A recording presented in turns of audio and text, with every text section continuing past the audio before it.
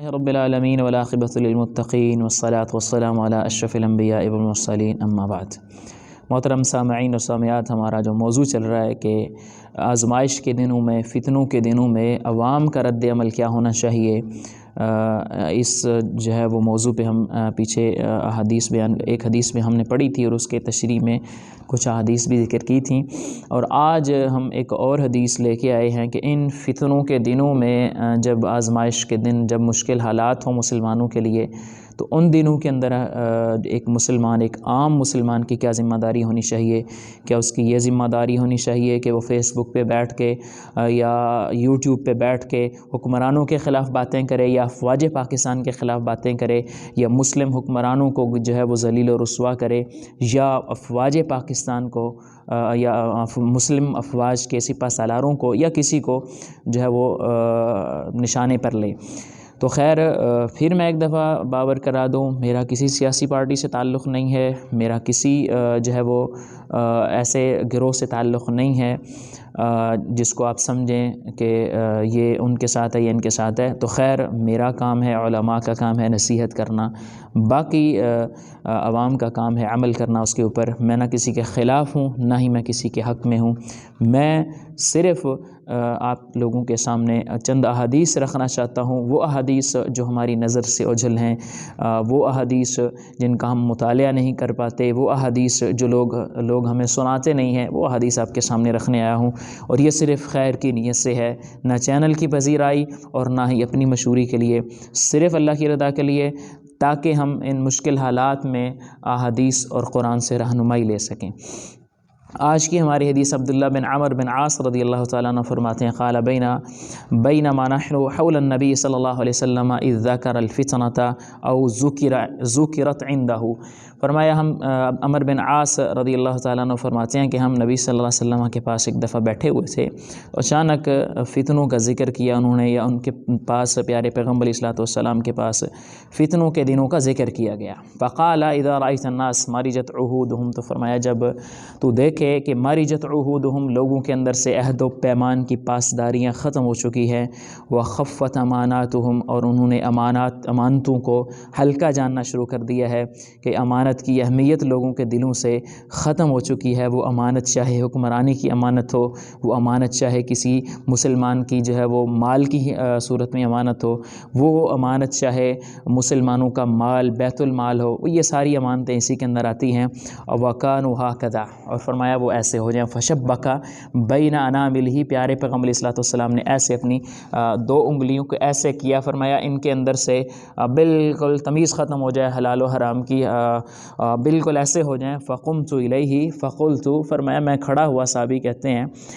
پیارے پیغمبر علیہ الصلوۃ والسلام سے سوال کرنے کے لیے، فَكَيْفَ أَفْعَلُ عِنْدَ ذَلِكَ يَا نبی اللہ، فرمایا جَعَلَنِي اللّٰهُ فِدَاكَ، پیارے پیغمبر، پیارے نبی، اب ان دنوں کے اندر میری کیا ذمہ داری بنتی ہے، میرا اللہ مجھے آپ کے اوپر قربان کرے۔ کتنا پیارا انداز اپنایا انہوں نے، پیارے پیغمبر، اللہ تعالیٰ مجھے آپ پر قربان فرمائے، پھر ان دنوں میں میری کیا ذمہ داری ہے جب یہ چیزیں ہو جائیں۔ اور جیسا کہ آج ہمارے اس ملک پاکستان کے حالات ہیں، ہر بندہ کہتا ہے کرپشن ہو رہی ہے، فلاں ہو رہا ہے، یہ ہو رہا ہے، لوگوں نے اتنا پیسہ کھا لیا، اس نے اتنا کھا لیا۔ تو خیر، یہ ایک الگ ٹاپک ہے کہ کس نے کتنا پیسہ کھایا اور کیا کھایا، لیکن اس وقت کھایا ضرور ہے جس نے بھی کھایا ہے۔ اس ملک پاکستان کو ڈیفالٹ تک لے جانے والے وہ لوگ جو لے کر گئے، اور وہ لوگ جو ابھی اس کو لے کر جانا چاہتے ہیں، انہی کے لیے جو ہے وہ ان دنوں کے اندر عوام کا کیا رد عمل ہونا چاہیے، اور یہ نہیں کہ آپ ڈھنڈورا پیٹتے رہیں، فلاں نے اتنے پیسے کھا لیے، فلاں اتنا لے گیا، فلاں اتنا کچھ کر گیا۔ ان دنوں کے اندر پیارے پیغمبر علیہ الصلوۃ والسلام نے فرمایا، میرے صحابی، قال الزم بیتک، فرمایا میرے صحابی، آرام سے جیسے نصیحت کی جاتی ہے، فرمایا الزم بیتک، بھائی اللہ کے لیے اپنا گھر لازم پکڑ لینا۔ اللہ اکبر، بہت ساری احادیث سے محترم بھائیوں ہم ناواقف ہیں۔ الزم بیتک، فرمایا میرے صحابی اپنا گھر لازم پکڑ لینا۔ وَأَمْلِكْ عَلَيْكَ لِسَانَكَ، اپنی زبان پہ قابو رکھنا، زبان کو کنٹرول میں رکھنا۔ ان دنوں کے اندر آج ہم سمجھتے ہیں فلاں چینل کا فلاں بندہ حق بات بولتا ہے، حق سچ بتاتا ہے، اور حق سچ کیا بتا رہا ہوتا ہے؟ لوگوں کی پگڑیاں اچھال رہا ہوتا ہے، ان کی جو ہے وہ بڑی بڑی چیزیں بیان کر رہا ہوتا ہے۔ دیکھیے محترم بھائیوں، غلطیاں ہر ایک سے ہوتی ہیں، کوتاہیاں ہر ایک سے ہوتی ہیں، لیکن ان کا ڈھنڈورا پیٹنا، یہاں پہ اس حدیث میں آپ دیکھیں پیارے پیغمبر علیہ الصلوۃ والسلام نے فرمایا الزم بیتک، فارغ وقت تیرا گھر میں گزرنا چاہیے، واملک علیک لسانک، اپنی زبان پہ قابو رکھنا، وخذ ما تعرف ودع وذر ما تنکر، فرمایا نیکی کا کام کرتے رہنا، برائی سے جو ہے وہ رکتے رہنا، روکتے رہنا، اور آگے فرمایا وعلیک بامر خاصۃ نفسک، اپنے کام سے کام رکھنا، ودع وذر عنک امر العامہ، لوگوں کے کام میں دخل اندازی نہ دینا۔ یہ حدیث محترم بھائیوں ہمیں جھنجھوڑنے کے لیے آئی ہے۔ آج جتنے یہ یوٹیوبر اور جتنے یہ اینکر، اللہ تعالیٰ ان کو ہدایت عطا فرمائے، یہ حدیث میری ان تک پہنچا دے، اور یہ حدیث ان کے لیے جو ہے وہ مشعل راہ بن جائے، اور ان لوگوں کے لیے بھی جو لوگوں کی پگڑیاں اور عزتیں اچھالتے ہیں اور سمجھتے ہیں کہ ہم حق بات کہہ رہے ہیں، خصوصاً ان لوگوں کے لیے جو ان دنوں کے اندر جو ہے وہ عوام کے لیے مشکلات کا سبب بن رہے ہیں۔ محترم بھائیو، سب سے پہلی ویڈیو میں بھی میں نے یہی کہا تھا کہ خدا را غلطیاں ہر ایک سے ہوتی ہیں، لیکن ان غلطیوں کو ہائی لائٹ کر کے لوگوں کی عزتوں اور پگڑیوں کو اچھالنا، اس کی اسلام اجازت نہیں دیتا۔ پیارے پیغمبر محمد کریم صلی اللہ علیہ وآلہ وسلم کا فرمان ہے کہ الربا 73 بابا، سود کے فرمایا 73 سے بھی زیادہ درجے ہیں یا 74 کے قریب۔ سب سے جو فرمایا ایسرھا مثل ان ينكح الرجل امہ، سب سے کم درجہ سود کا یہ ہے کہ بندہ اپنی ماں سے نکاح کرے۔ وَإِنَّ أَرْبَ الرِّبَا عِرْضُ الرَّجُلِ الْمُسْلِمِ، سود کا سب سے بڑا جو درجہ ہے فرمایا وہ مسلمان کی بے عزتی کرنا، اس کو ذلیل و رسوا کرنا۔ اور اس حدیث میں بھی پیارے پیغمبر علیہ الصلوۃ والسلام نے فرمایا لوگو، میرے صحابی اگر یہ وقت پالے تو کیا کرنا ہے؟ امسک علیک لسانک، اپنی زبان پہ قابو رکھنا ہے۔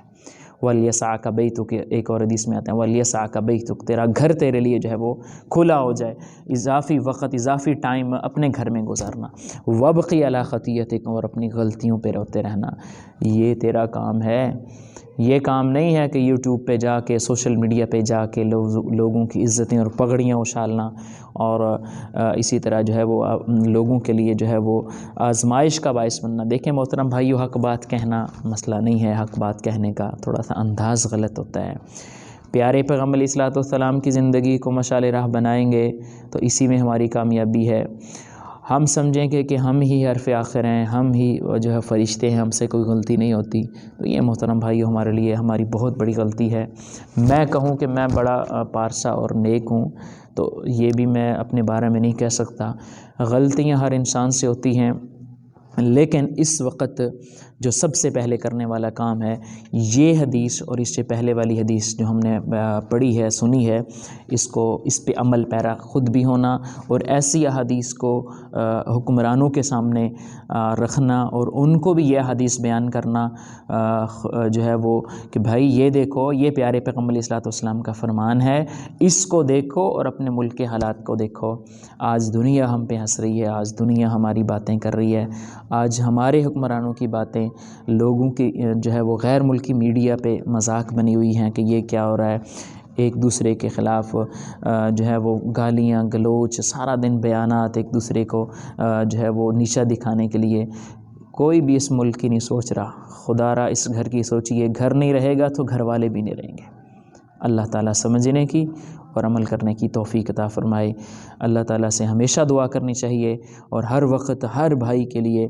اسے میری ریکویسٹ ہے کہ خدا را اس ملک کے لیے دعائیں کیجئے۔ اس ملک کو دعاؤں کی ضرورت ہے، اس ملک کے لیے مخلص ہونے کی ضرورت ہے۔ میں مذہبی طبقے سے بھی ریکویسٹ کروں گا، علماء سے خصوصاً ریکویسٹ کروں گا کہ خدا را جو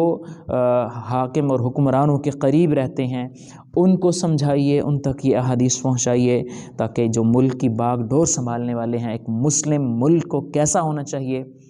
اور ایک مسلم حکمران کیسا ہونا چاہیے،